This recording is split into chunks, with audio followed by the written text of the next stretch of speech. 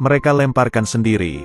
Lalu mereka mendekati kursi Syekh dan dipegangnya kaki beliau, lalu masing-masing bergiliran meletakkan kaki Syekh di atas kepala mereka. Pada saat itu, suasana menjadi gaduh dan hiruk-pikuk.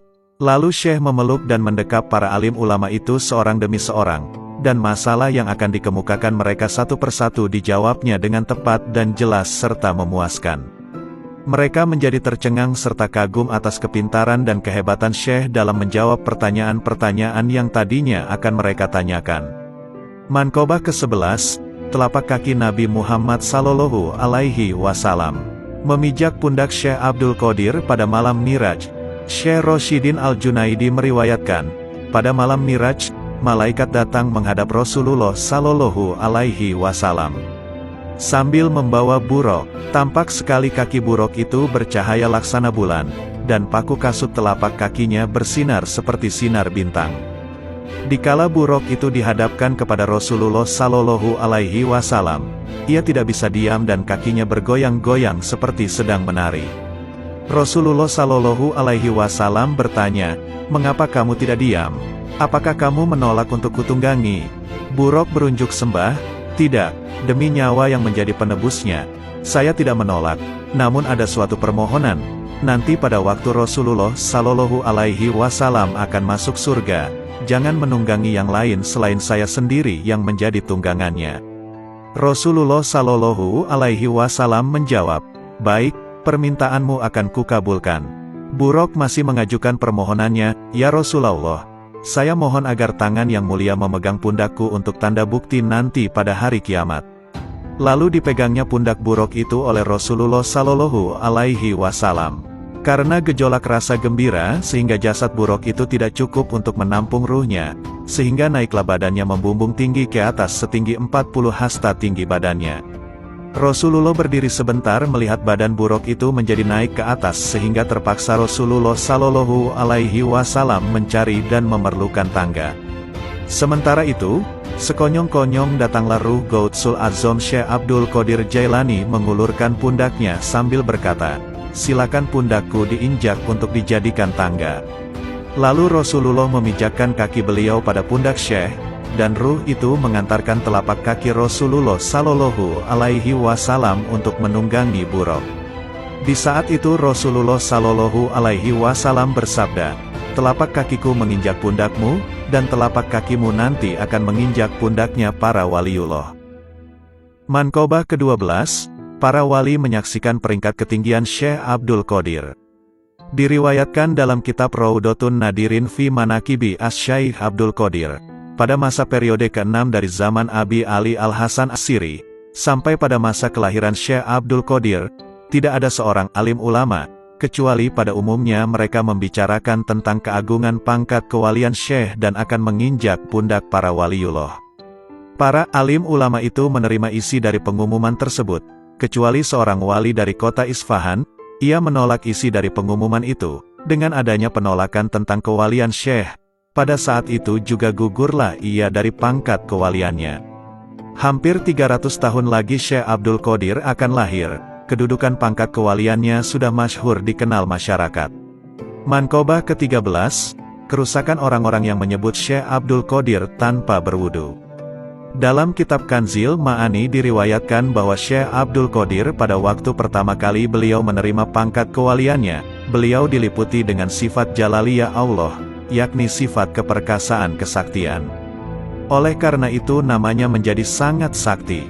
Kesaktiannya telah terbukti bagi orang yang menyebut nama Syekh Abdul Qadir dengan bersikap secara tidak sopan, menyebut nama beliau dengan tidak punya wudu, akan putus lehernya. Pada waktu berjumpa dengan Rasulullah Sallallahu Alaihi Wasallam, Rasul berpesan, "Wahai Abdul Qadir, sikap perilakumu itu jangan kau lakukan lagi. Banyak yang menyebut nama Allah dan namamu, mereka tidak bersifat sopan." Setelah menerima amanat beliau saat itu juga sikap perbuatan itu beliau tinggalkan. Banyak ulama Baghdad yang menghadap Syekh Abdul Qadir, mereka mengharapkan agar beliau melepaskan sikap perbuatan itu, mengingat banyak yang menjadi korban, dan merasa iba terhadap mereka. Syekh Abdul Qadir berkata, "Sesungguhnya hal ini bukanlah keinginan saya menerima sabda dari Allah yang isinya, kamu sudah mengagungkan namaku, namamu juga kuagungkan. Para alim ulama mengemukakan yang menjadi sebab nama Syekh Abdul Qadir itu sangat sakti karena beliau selalu membaca Saefi Hizbul Yaman karangan Sayyidina Ali karramallahu wajhah. Manqobah ke-14, orang yang membaca hadiah, bertawasul kepada Syekh Abdul Qadir akan dihasilkan maksudnya. Diriwayatkan oleh guru-guru yang telah mendapat kehormatan, barang siapa yang menyebut nama Syekh Abdul Qadir dengan tidak berwudu, Allah akan menyempitkan rezekinya.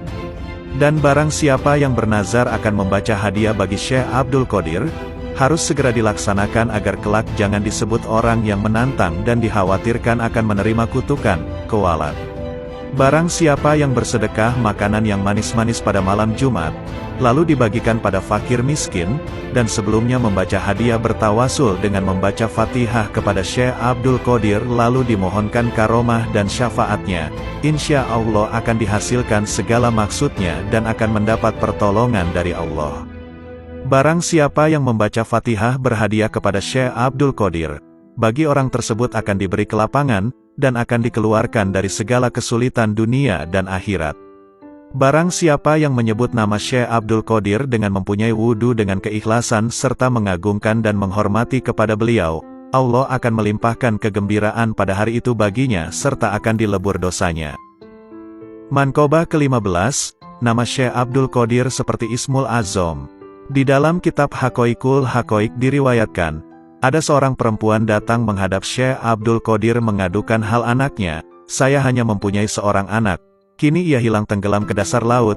Saya percaya dengan penuh keyakinan bahwa Syekh bisa mengembalikan lagi anak saya dan menghidupkan kembali, hidup seperti sedia kala. Untuk hal ini saya mohon pertolongannya.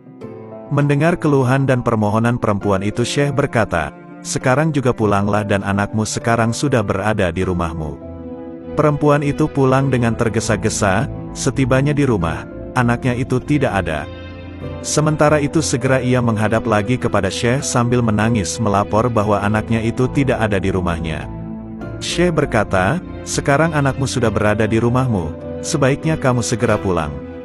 Perasaan rindu pada anaknya menggebu-gebu, namun setibanya di rumah anaknya belum juga ada. Dengan penuh keyakinan ia tidak merasa putus asa datang lagi menghadap Syekh sambil menangis menjerit-jerit mohon supaya anaknya itu hidup lagi.